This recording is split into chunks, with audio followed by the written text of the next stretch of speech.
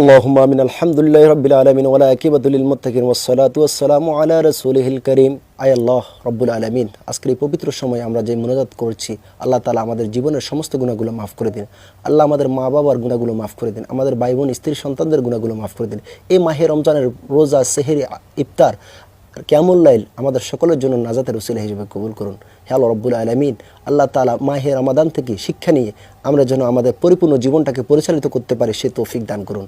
আয় রব্বুল আলামিন, আল্লাহ তাআলা আজকের এই আমাদের সাহারি ইফতারিগুলো যেন আমাদের সকলের জন্য নাজাতের উসিলা হয়ে যায়।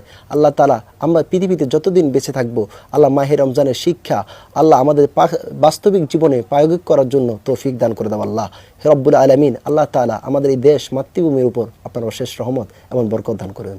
ওয়াসাল্লাল্লাহু তাআলা আলা খায়রি খালকি মুহাম্মাদি ওয়া আলা আলিহি ওয়া সাহবিহি আজমাইন ওয়ারহামনা বিরহমাতিকা ইয়া আরহামার রাহিমিন। মোনাজাত সৌজন্যে গ্রে।